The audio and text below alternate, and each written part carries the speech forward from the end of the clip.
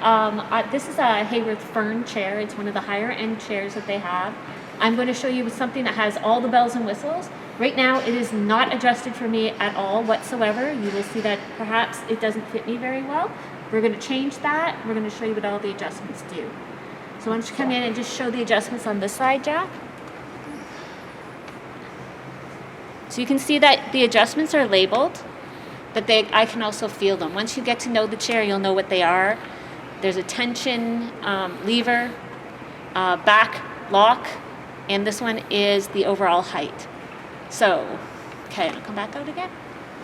So this is how I would adjust this chair. For me, as I'm sitting in it, my first inclination, because I'm quite short, even though I have my high heels on today, is to lower the chair. Okay, so that's a little too low, and that's a little bit better. So what I want is to be able to have my feet flat on the floor and my knees at about 90 degrees or a little bit more. But because I have my heels, we're going to keep it at 90 degrees. This is for the backrest.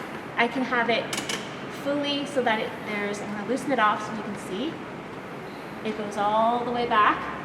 Obviously, unless I don't know what I'm doing. Reading I won't maybe? Reading maybe. I won't be in this position. Most people enjoy, and it's a good thing to have a little bit of flexibility in the back, but maybe not go quite as far back. So now I'm not going to, it's locked. It won't go any further. Okay. And is that just a preference? It is a preference, but having the ability to have a little bit of movement in the back if you're seated in a job that requires full seated position is a good thing. Okay. What I would suggest though is that the tension be brought up a little higher so that when I'm sitting upright, I'm not feeling like I'm going to fall back. And if I want to, I just do a little push and then back. Okay.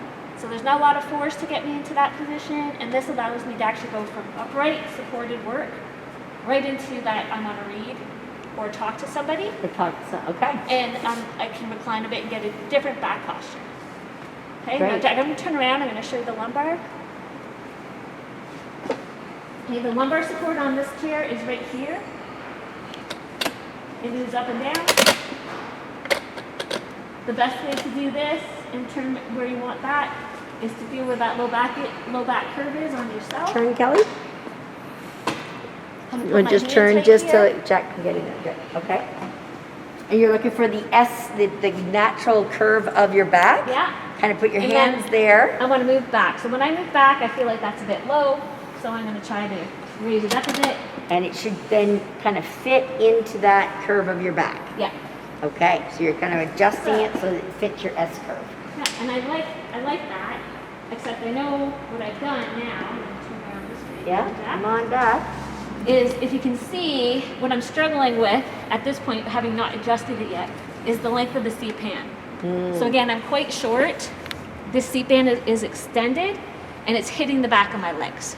Right. So, and it's also affecting my back posture. Sure, because it's hitting your back of your legs. You can't get back enough to enjoy that that lumbar support that the chair has. Yeah.